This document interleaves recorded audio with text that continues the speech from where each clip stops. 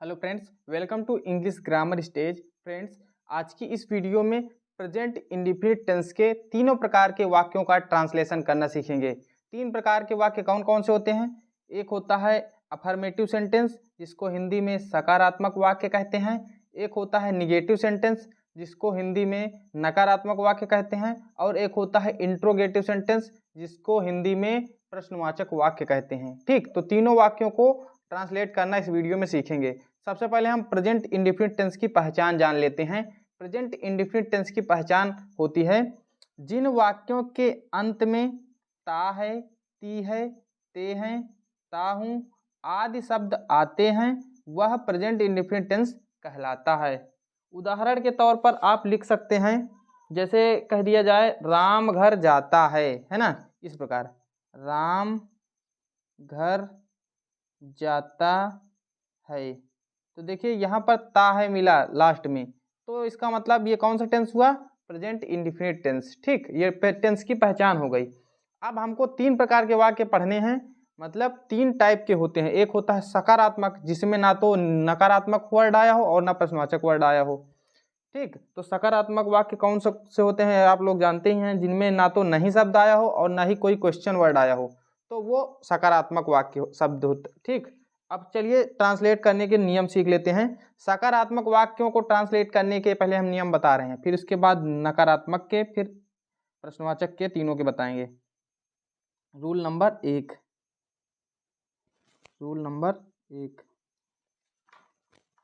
एक वचनकर्ता के साथ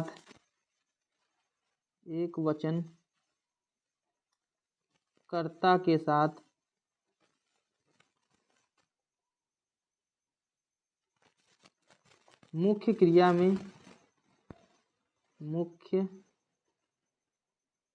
में एस या ईएस लगाते हैं।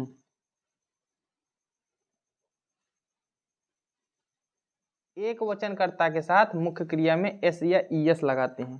देखिए एस या ईएस कब लगेगा, एस कब लगेगा? देखिए अगर कोई भी लास्ट का अच्छा, जैसे मैं एक मुख्य क्रिया ले लेता हूँ, मान लीजिए लिखा टीच मीन्स पढ़ाना होता है। ठीक, मान लीजिए टीच एक मुख्य क्रिया है। अब इसमें हमको मान लीजिए एक वचन कर्ता दे दिया गया। अब हम इसमें एस लगाएं कि ईएस लगाएं? तो देखिए लास्ट का अगर अक्षर ओ मिल जाए, एस मिल जाए, एच मिल जाए, इन तीनों में से कोई भी मिल जाए, तो आपको लास्ट में ईएस जोड़ना है। ठीक, क्या जोड़ना है? ईएस जोड़ना है। अन्य सभी के साथ केवल एस जोड़ना है। ठीक, अगर यहाँ पर जैसे कह दिया जाता है रीड मीन्स पढ़ना, तो यहाँ पर डी मिल रहा है, तो यहाँ पर आप एस जोड़ सकते हैं। अगर इन तीनों वर्डों में से कोई भी मिल जाए तो उसमें एस जोड़ना है, अन्य सभी के साथ केवल एस जोड़ना है। ठीक, ये डाउट आपको कंफर्म हो गया होगा। दूसरा नियम, बहुवचनकर्ता के साथ एस या एस नहीं लगाते हैं। बहुवचनकर्ता के साथ एस या एस नहीं लगाते हैं। साथ मुख्य क्रिया में एस या ईएस नहीं लगाते हैं।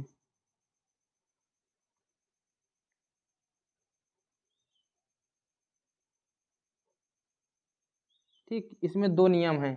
ये अभी हम साधारण वाक्यों का नियम बता रहे हैं। ठीक, अब इसकी सेटिंग समझ लीजिए, फार्मूला कैसे कैसे हमको जोड़ना है। ठीक, तो फार्मूला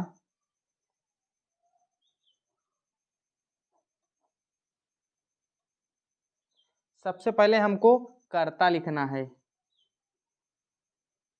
फिर उसके बाद मुख्य क्रिया लिखनी है, फिर उसके बाद अगर कर्ता एक वचन है तो हमने बताया एस या ईएस है ना, एस या ईएस कब? जब एक वचन हो तब। एक वचन होने पर धन ऑब्जेक्ट का मतलब होता है जो आगे वस्तु दी गई हो, धन अदर वर्ड अन्य शब्द। ठीक, ये नियम होता है। कर्ता को अंग्रेजी में सब्जेक्ट कहते हैं, मुख्य क्रिया को मेन वर्ब कहते हैं। इसमें सहायक क्रिया के रूप में कुछ भी प्रयोग नहीं किया जाता। सहायक क्रिया का प्रयोग हम नकारात्मक और प्रश्नवाचक वाक्यों में करते हैं प्रेजेंट इंडेफिनिट टेंस के लिए। ठीक, प्रेजेंट इंडेफिनिट टेंस के लिए। चलिए अब हम एक अनुवाद लेते हैं। राम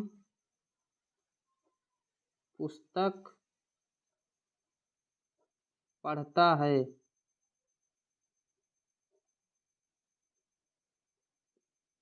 ये देखिए सिंपल सेंटेंस है, बिल्कुल सिंपल सा। अब इसमें क्या करना है, हमें सेटिंग के हिसाब से बनाना है। सेटिंग हमारी क्या दी गई है, यहाँ पर हम पहले जाते हैं राम, यहाँ कर्ता दिया गया तो कर्ता राम है इसमें, तो राम की अंग्रेजी लिख देंगे। अगर आपको कर्ता मुख्य क्रिया ये पहचानना नहीं आता तो मैं बता देता हूँ, वाक्य में जिसके द्वारा काम किया जाता है वो कर्ता होता है, ठीक, और जो काम किया जाता है वो मुख्य क्रिया होती है। तो राम के द्वारा पढ़ने का कार्य किया जा रहा है तो मुख्य क्रिया हो गई, ठीक। अब आगे क्या करना है, मुख्य क्रिया, तो मुख्य क्रिया की अंग्रेजी क्या हो जाएगी, पढ़ना, पढ़ना की अंग्रेजी होती है रीड, READ, रीड हो गई। अब देखिए राम एक वचन है, ठीक, एक वचन कर्ता कौन कौन से होते हैं, किसी व्यक्ति का नाम और वह, ये एक वचन कर्ता होते हैं, बाकी बहुवचन कर्ता होते हैं, ठीक। किसी व्यक्ति का अगर नाम हो, किसी वस्तु का सामान का नाम हो तो एक वचन करता है, बाकी सब बहुवचन। वह किसी व्यक्ति का नाम, ये दो दो छोड़ के सब जो है ज्यादातर बहुवचन ही होते हैं, जैसे तुम, हम, मैं, ये सारे बहुवचन में आते हैं, ठीक। तो इसके साथ एस या ईएस में क्या लगा देंगे, हम एस लगा देंगे, ठीक। राम रीड्स, आगे क्या बच रहा है, वस्तु, ऑब्जेक्ट, तो ऑब्जेक्ट में ये बच रहा है किताब, किताब की अंग्रेजी होती है बुक, फुल स्टॉप, ठीक। तो ये ट्रांसलेशन हो गया। आगे 3-4 और उदाहरण बताते हैं ताकि अच्छे से आपको समझ में आ जाए। दूसरा वाक्य दिया गया है, तुम विद्यालय जाते हो, कर्ता है पहले लिखेंगे, इसके हिसाब से आपको ट्रांसलेशन करना है। तो कर्ता हो गई तुम की अंग्रेजी होती है यू, मुख्य क्रिया जाते हो, तो जाना की अंग्रेजी होती है गो। अब इसमें एस या यस नहीं लगाएंगे, क्यों, क्योंकि कर्ता बहुवचन है, तो हमने दूसरा नियम लिखाया था, बहुवचन कर्ता के साथ एस या यस नहीं लगाते, ठीक। तो इसको इसी प्रकार रखा रहने देते हैं। और टू प्रीपोजिशन गो के बाद आती है, तो टू प्रीपोजिशन ये लिख देना है, इसको प्रीपोजिशन कहते हैं, ठीक। तो ज्यादातर ये गो के साथ लगती है, यू गो टू, अब स्कूल लिख देंगे, स्कूल माने विद्यालय, ठीक। ये ट्रांसलेशन हो गया। हम खाना खाते हैं, तो हम की अंग्रेजी होती है वी, और खाना खाना की अंग्रेजी ईट, और इस खाने की अंग्रेजी होती है food, FOOD, we eat food. आगे वाक्य दिया गया है, वह क्रिकेट खेलता है, वह की अंग्रेजी होती है ही, और खेलना की अंग्रेजी प्ले, PLAY। अब देखिए हमने बताया था सबके साथ ज्यादातर एस ही लगता है, ईएस किसके किसके साथ लगता है, अगर लास्ट में ओ आ जाए, एच आ जाए और एस आ जाए तभी हम ईएस लगाएंगे, नहीं तो केवल एस ही लगा देंगे, तो एस लिख जाएगा, ही प्लेज, और cricket CRICKET, he plays cricket, ये हो गया। गीता खाना पकाती है, गीता, खाना पकाना की अंग्रेजी होती है कुक, और एक वचन है तो एस लग जाएगा कुक्स, और खाना की अंग्रेजी फूड। अगर आप गीता कुक्स भी लिख देंगे तब भी वही हो जाएगा, और फूड लगाते हैं तब भी वही हो जाएगा। तो फूड अगर अलग से खाना लिखा गया है तो लिख सकते हैं गीता कुक्स फूड, नहीं तो गीता कुक्स ही लिख देंगे तब भी वो ट्रांसलेशन हो जाता है। अगला, बच्चे तालाब में नहाते हैं, चिल्ड्रेन CHILDREN,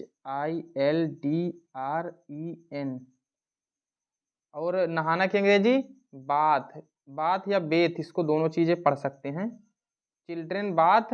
अब इसमें एस या एस नहीं लगेगा क्योंकि बच्चे बहुत से हैं, है ना, तो चिल्ड्रेन बाथ तालाब में, तो in the pond, pond means तालाब, ठीक, children bath in the pond. ये हो गया साधारण वाक्य, मतलब सकारात्मक वाक्य। अब हम नकारात्मक वाक्यों को पढ़ते हैं।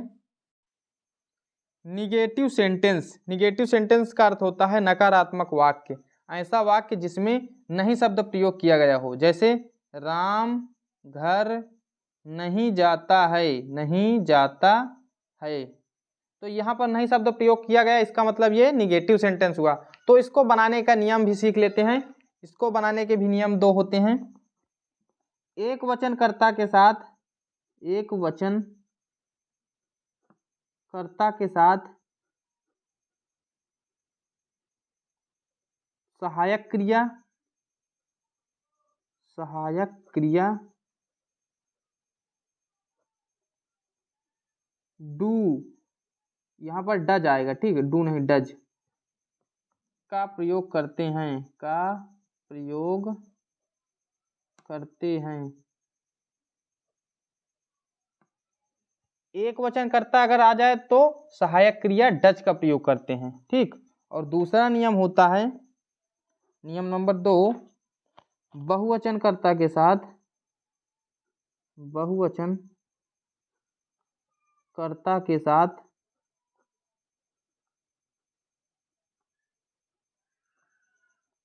सहायक क्रिया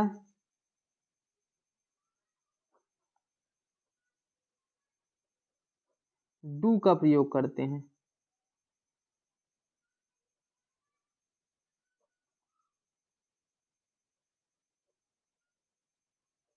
ठीक। अब देखिए, डू का प्रयोग करने के बाद या डज का प्रयोग करने के बाद नाट लगाते हैं, तत्पश्चात नाट लगाते हैं। इसको आप दूसरा नियम लिख सकते हैं या फिर उसी के आगे लिख सकते हैं, तत्पश्चात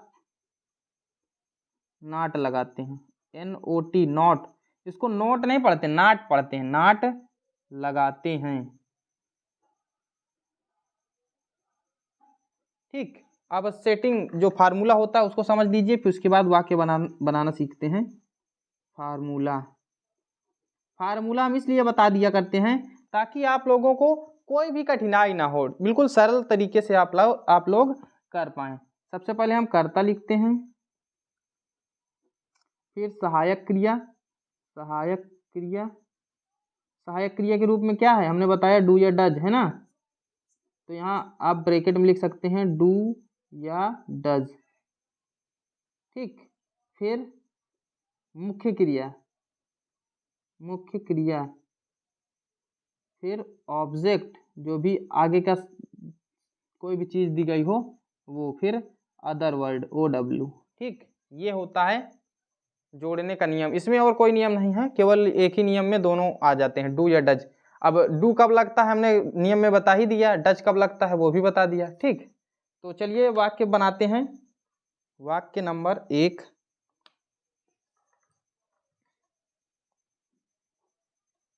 वाक्य दिया गया है, राम पुस्तक नहीं पढ़ता है, राम पुस्तक नहीं पढ़ता है।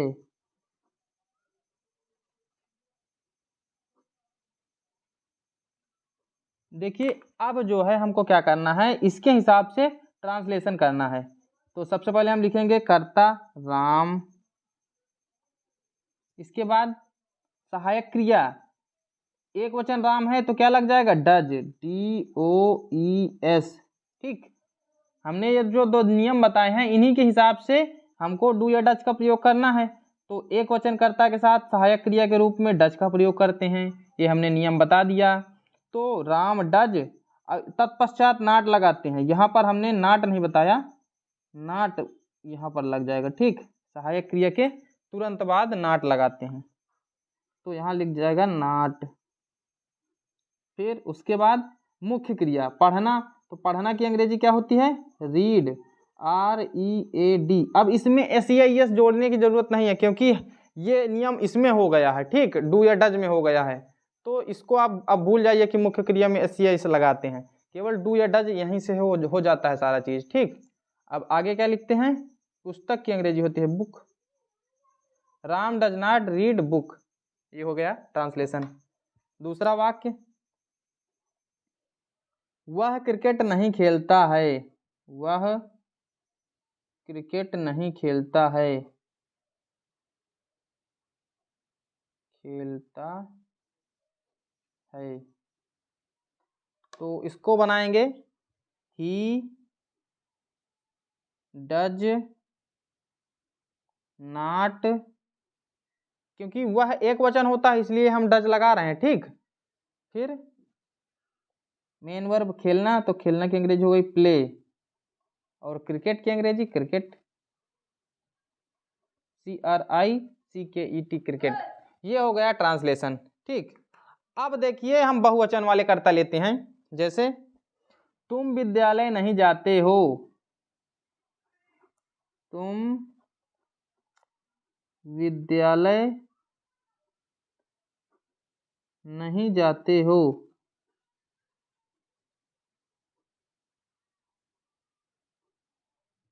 और एक लागा लिख देते हैं चौथा, बच्चे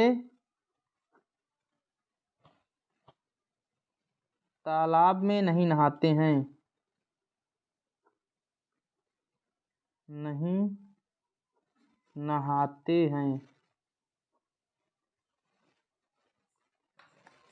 तो देखिए इसके हिसाब से पहले हम फॉलो करते हैं। इसके हिसाब से ये वाला तुम की अंग्रेजी होगा यू, फिर सहायक क्रिया डू या डज, तो बहुवचन कर्ता के साथ डू लगता है।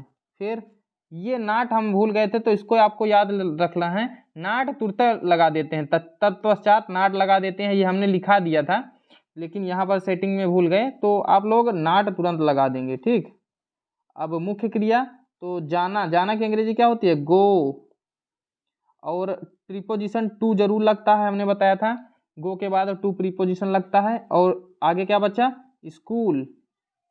ये हो गया ट्रांसलेशन। बच्चे तालाब में नहीं नहाते हैं, children do not bath, BATH in the pond. ये हो गया ट्रांसलेशन। ठीक, अब एक दो और ट्रांसलेशन देख लीजिए। जैसे लिख दिया जाए 5 नंबर, हम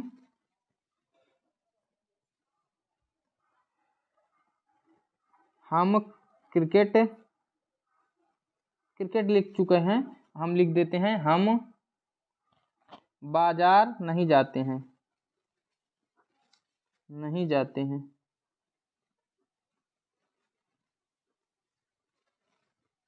ठीक, तो इसको कैसे बनाएंगे, we do not go to market, market means बाजार, we do not go to market. इस प्रकार जो है ये निगेटिव सेंटेंस भी आप लोगों को समझ में आ गया होगा। अब हम चलते हैं इंट्रोगेटिव सेंटेंस की तरफ। ठीक, इंट्रोगेटिव सेंटेंस इसका मतलब होता है प्रश्नवाचक वाक्य। तो प्रश्नवाचक वाक्य आप लोग जानते होंगे जिनमें प्रश्न बनता है, जैसे क्या, क्यों, कौन सा, कैसी, इस तरह के। तो ये शब्द अगर आ जाए तो वो प्रश्नवाचक वाक्य हो जाता है। अब देखिए सेंटेंस में हम यहाँ पर एस लगा देते हैं, इसका मतलब होता है कि हम बहुत से सेंटेंस लिखने वाले, इसलिए हम इसको सेंटेंसेज लिखते हैं। ठीक, तो उसको आप ध्यान न दीजिएगा। अब इसमें 2 प्रकार के सेंटेंस होते हैं। एक वो सेंटेंस जिसके शुरुआत में क्या शब्द आता है, जैसे उदाहरण के तौर पर हम बताते हैं, क्या राम घर जाता है। देखिए यहाँ शुरुआत में क्या शब्द आ गया है ना, तो ये एक प्रकार हो गया। अगर बीच में एक आ जाए, राम घर क्यों जाता है, राम घर क्यों जाता है, तो ये दूसरे प्रकार का वाक्य हो गया। शुरुआत में अगर आ जाए तो उसको थोड़ा सा दूसरी प्रकार से बनाना है, और अगर बीच में प्रश्नवाचक शब्द आ जाए तो उसको दूसरी तरह बनाना है। तो 2 नियम इसमें भी लिख लीजिएगा। ठीक, रूल नंबर 1, यदि वाक्य की शुरुआत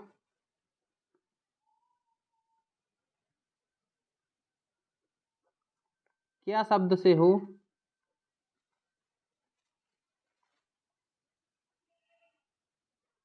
तो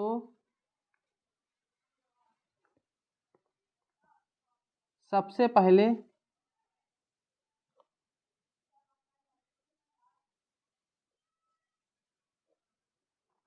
कर्ता के अनुसार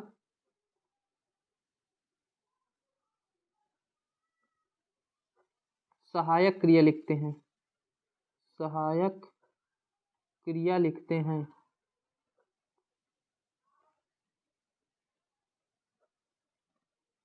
ये नियम हो गया। ठीक, सहायक क्रिया हमने बता भी रखी है कि अगर एक वचन करता हो तो डज लगता है और बहुवचन करता हो तो डू लगता है। ठीक, दूसरा नियम, यदि प्रश्नवाचक शब्द बीच में आए, यदि प्रश्नवाचक शब्द बीच में आए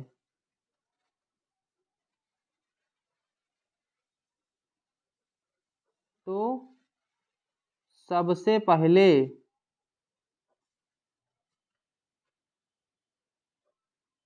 उस प्रश्नवाचक शब्द की अंग्रेजी लिखते हैं, उस प्रश्नवाचक शब्द की अंग्रेजी लिखते हैं।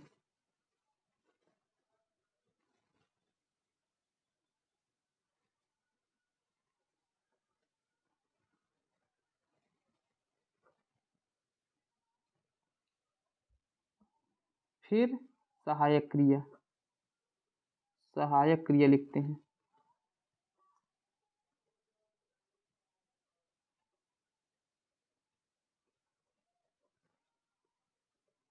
ठीक, सहायक क्रिया उसी तरह कर्ता के अनुसार ही आएगी। ये दो नियम हो गए। अब दोनों नियम के आप वो समझ लीजिए फार्मूला, फार्मूला नंबर 1, अगर पहले टाइप का हो तो पहले आप लिखेंगे डू या डज। ठीक, फिर कर्ता, कर्ता को अंग्रेजी में सब्जेक्ट कहते हैं। फिर मुख्य क्रिया, इसको कहते हैं मेन वर्ब। फिर ऑब्जेक्ट, जो भी वस्तु दी गई हो आगे। फिर अन्य शब्द, अदर वर्ड। ठीक, अब दूसरा नियम, दूसरे नियम में कोई झाम नहीं है, बस इसी को याद कर लेना है। उसके आगे जो है ये जो नियम दिया गया है यही लिख देना है, लेकिन ध्यान दीजिएगा यहाँ पर आगे प्रश्नवाचक शब्द की अंग्रेजी लिख देनी है, क्वेश्चन वर्ड की अंग्रेजी। ठीक, और सारे नियम उसी प्रकार रहेंगे जैसे इसमें पहले वाले में रहता है।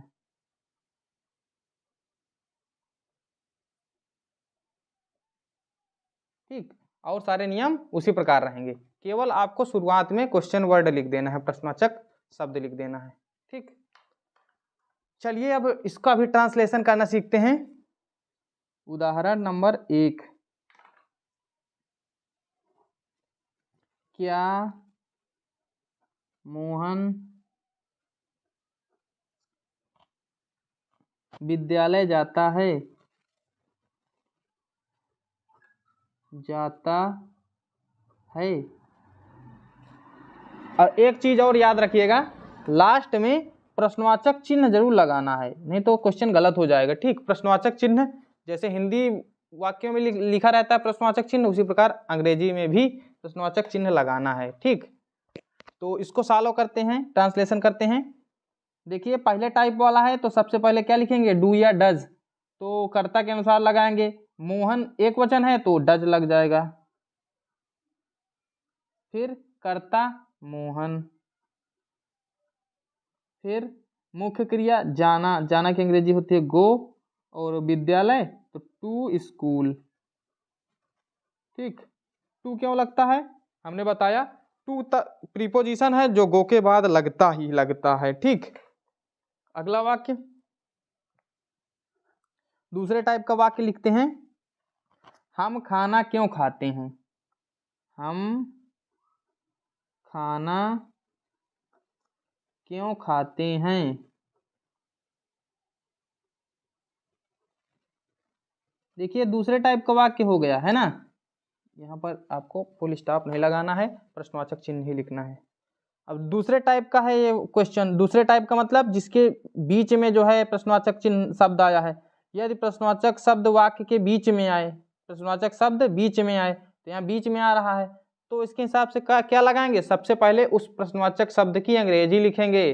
तो क्यों की अंग्रेजी क्या होती है, वाई, WHY, वाई मीन्स क्यों, और सारे नियम उसी प्रकार रहते हैं। तो वाई लिख गया, ये छूट गया मान लीजिए। अब आगे क्या है, डू या डज, तो डू या डज का प्रयोग हम कर्ता के अनुसार ही करेंगे। तो कर्ता क्या है, हम बहुवचन है तो बहुवचन कर्ता के साथ डू लगता है।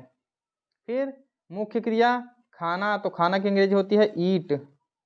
फिर आगे क्या, व्हाई डू यहाँ पर मुख्य क्रिया नहीं, पहले कर्ता लिखेंगे हम, तो वी लिख जाएगा, ठीक। फिर क्या होगा, मुख्य क्रिया, तो ईट। अब क्या बचा, खाना, खाना की अंग्रेजी फूड, और ये question mark, why do we eat food, ये हो जाएगा, ठीक। अब 2-3 और उदाहरण लिए लेते हैं। क्या वे क्रिकेट खेलते हैं, डू दे प्ले क्रिकेट, और ये क्वेश्चन मार्क। क्या तुम पुस्तक पढ़ते हो, डू यू रीड बुक, और ये क्वेश्चन मार्क। मैं बाजार कब जाता हूँ, देखिए दूसरे प्रकार का वाक्य है, तो सबसे पहले प्रश्नवाचक शब्द की अंग्रेजी, कब की अंग्रेजी होती है व्हेन। फिर डू या डज, तो मैं कर्ता के साथ क्या लगेगा, डू, क्योंकि मैं बहुवचन करता है, ठीक। व्हेन डू, फिर आई गो टू मार्केट, मार्केट, और ये क्वेश्चन मार्क। तुम किताब कैसे लिखते हो, कैसे की अंग्रेजी होती है हाउ, और तुम के साथ डू या डज के हिसाब से क्या आएगा, do. You right, WRITE, how do you right book, और ये क्वेश्चन मार्क। तुम किताब कैसे लिखते हो, how do you right book. इस प्रकार जो है तीनों वाक्य हमने बता दिए हैं। अगर आपको बेसिक इंग्लिश सीखनी है तो हमारे चैनल को जरूर सब्सक्राइब कर लें, और अगर आपको इस वीडियो से थोड़ी सी भी जानकारी मिली है तो वीडियो को लाइक कर दें।